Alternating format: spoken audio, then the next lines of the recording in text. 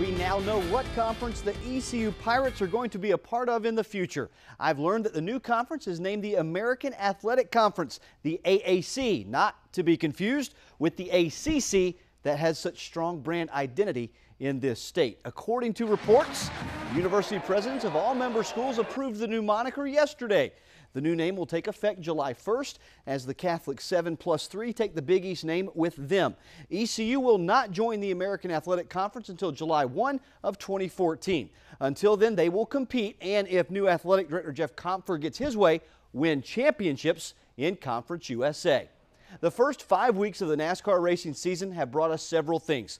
Horror at Daytona, some old familiar faces like Kyle Busch in Victory Lane out in the desert, and a bit of rough play from former teammates. And it's the latter that has a lot of folks talking leading up to this weekend's race at Martinsville Speedway. In the final lap at California 2 weeks ago, Joey Logano sent Denny Hamlin to the hospital with a fractured vertebrae when Hamlin collided right here with the inner wall. And Hamlin is now out at least 6 weeks.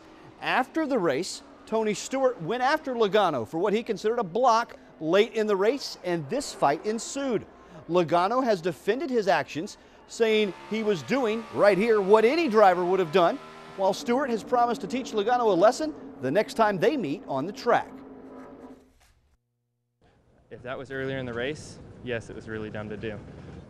Late in the race is what I had to do. I feel like I had to do to keep myself from losing spots. I feel like if I got put 3 wide there, it was going to take my chances away from winning the race. Still no excuse for Joey to do what he did. It's and just tired of watching these little kids whine, and then they sit there and act tough when their crew guys get in the middle of it. And it's about time. If NASCAR wants to let the guys have at it, it shouldn't be any different in hockey. Let us have at it, and then when one guy goes to the ground, then it's over. He has that right. He has the choice to do that. I mean, he's in control of his car, but if he ever turns down a cross in front of me again, I don't care what lap it is, he won't make it through the other end of it. If I didn't hit the chip, he wouldn't have made it through turn 1 to begin with. Whew, sounds like fun. You can watch Stewart, Logano, and the rest of the field at Martinsville right here on Fox Eastern Carolina. The coverage will start at 1 p.m. Sunday afternoon. The North Carolina All-State basketball teams have been announced, and we have a couple of local players that made the cut on the boys' side. We had Josh Cuthbertson of West Craven and Denzel Keys of Kinston make the list. 2 local girls were also named. Also at West Craven, Jamie Cherry was one of 5 juniors that made the team, and Shatori Major of Lejeune High School was honored as well. All 4 led their teams to the Eastern Finals, with Denzel Keys and his Viking teammates winning the 2A state championship. Congrats to all 4, and good luck to the 3 seniors as they head to the next level. Newport native Lonnie Chisenhall got his first hit of the Major League season tonight for the Indians.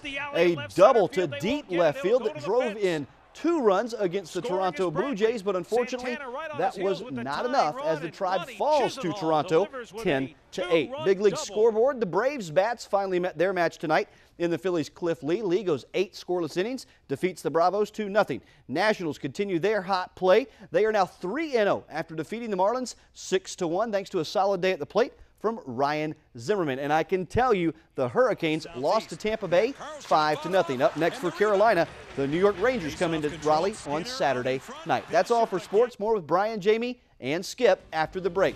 You're watching Fox Eastern Carolina News.